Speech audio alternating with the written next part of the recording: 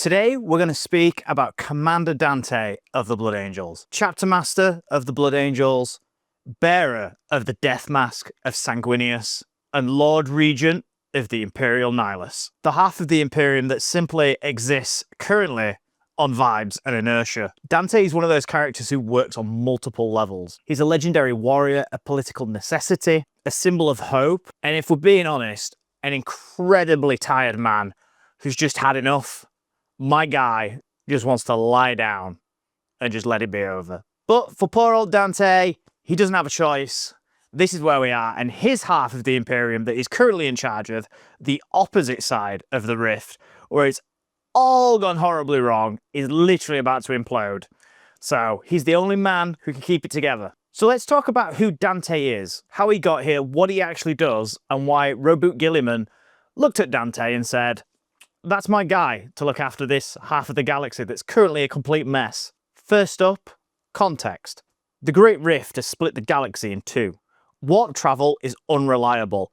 Astropathic communication is inconsistent at best. Entire sectors are isolated, besieged, or simply gone quiet. The half of the Imperium on the far side of the Rift has officially been designated Imperium Nihilus. There is no central authority that can meaningfully project power across this region of space. Terra is currently unreachable, reinforcements are unpredictable, and survival currently depends based purely on local leadership. And while Roboute Guilliman technically controls the Imperium as a whole, even a Primarch can't be everywhere at once, which means he needs to delegate. He needs people who can command respect, coordinate military action, and keep Imperial institutions functioning without constant oversight. And this is exactly where Dante comes in. Before Dante was Dante, he was born Lucius Dante on Baal Secundus, one of the moons of Baal.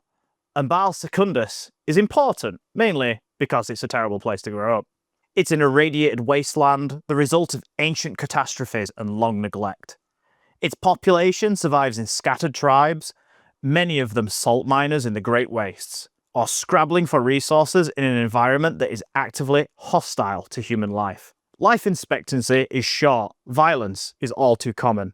Childhood is less a protected phase of life and more a small grace period before something in the waste, like a giant radiated scorpion, decides to kill you, which from the perspective of the Blood Angels makes it a perfect recruiting ground for new recruits. Luis survives long enough to be noticed. He is selected, tested, and inducted into the Blood Angels. And it's worth stressing at this moment in time, Dante is not exceptional by any means compared to the other neophytes that have been taken in and are going to be taking the trials to become a Blood Angel. He's not physically strong, quick, he doesn't really stand out, but the thing is, he just doesn't know when to quit. And he has a knack for leadership that will come up quite a bit throughout his history as we go forward. Even when he doesn't even want the role of leadership, it falls to him and he still seems to be able to always do and say the right thing when it's required. So it's at this point we need to talk about the Blood Angels themselves, because Dante cannot be separated from the very nature of his chapter. They are the sons of Sanguinius, the most beloved of all Primarchs. They inherit his nobility, his aesthetic sensibilities, and his belief in sacrifice. They also inherit two genetic flaws. The first is the red thirst, an ever-present hunger for violence and blood that has to constantly be restrained. The second is the black rage. At any moment, a Blood Angel may lose himself entirely, overcome by the psychic echoes of Sanguinius' final moments aboard the Vengeful Spirit, reliving the Primarch's death at Horus's hands, and charging into battle believing himself to be Sanguinius reborn.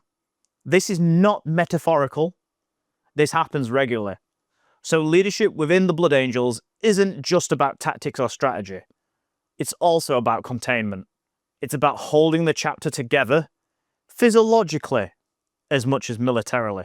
And Dante proves over centuries to be exceptionally good at this task. Dante rises through the ranks over hundreds of years. He becomes a captain, he commands companies, he fights across dozens of war zones and survives campaigns that annihilate entire command cadres. And crucially, he does this without succumbing to the Black Rage, which is not something you can plan for or train against. It is, at least in part, sheer luck, if not sheer force of will. Over time, Dante becomes something rare within the Blood Angels. He becomes a constant, and eventually when the chapter master dies, Dante is then elevated to this role. Not because he wants it, no, because he campaigns for it, but because anyone else who might have taken the position, they're dead, they're broken, or they're lost. And once he becomes chapter master, he remains so for over 1,000 years. Dante is no tyrant. He doesn't rule through fear. He's not especially charismatic or bombastic. He doesn't give rousing speeches. He doesn't have a cult of personality. But what he does do that makes him so special is he remembers. He remembers fallen brothers. He remembers failed campaigns. He remembers mistakes. But most of all, he remembers his own mistakes. And he always leads by example, leads from the front. He bleeds with his men. The longer that Dante lives, the more he clearly understands the cost of survival. And understanding this cost begins to weigh heavily on Dante. All of this comes to a head at the Devastation of Baal. High Fleet Leviathan descends on the Baal system in overwhelming force. The Blood Angels and their successor chapters gather to make a stand.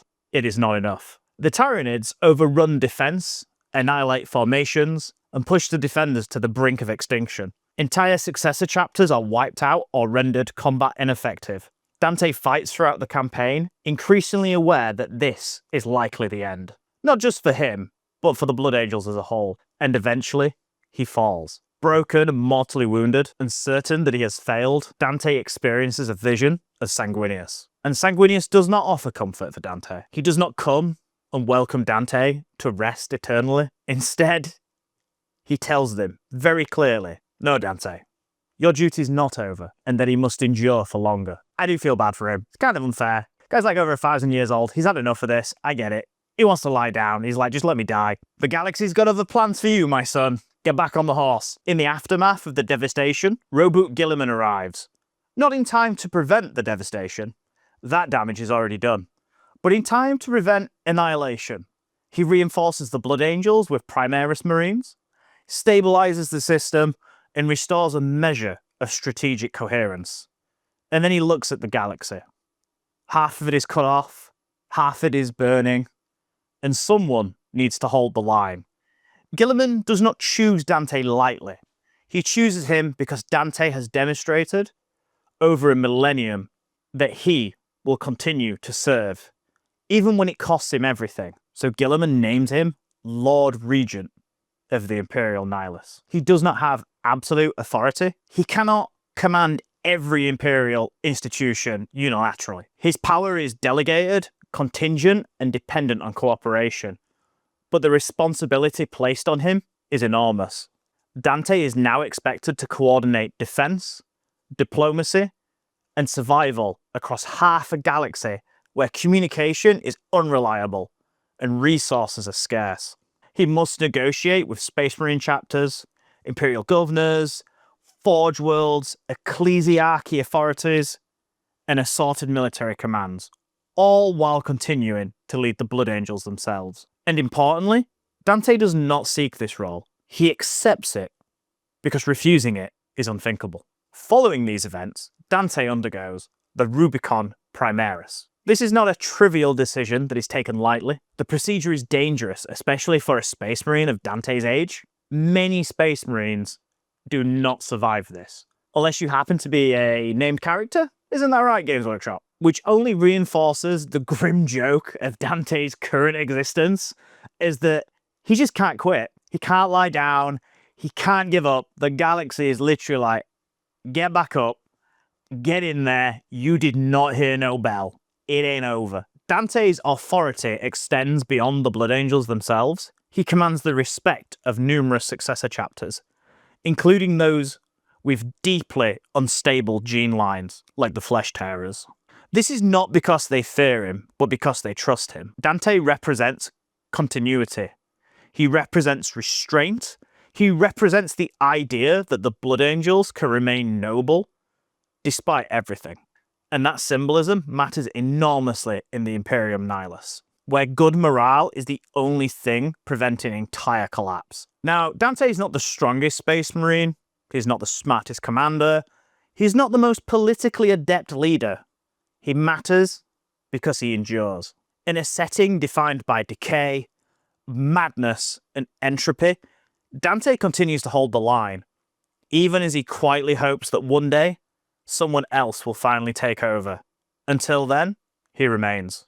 Golden armour battered, the Death Mask of Sanguinius still gleaming, holding together a realm that should not function. He is a hero who does not seek glory, a ruler who does not desire power, a warrior who would like nothing more than to rest. Hopefully you enjoyed this look into the lore of Dante. If there's any other characters, chapters, factions, anything you would like me to dive into, please let me know down in the comment section below.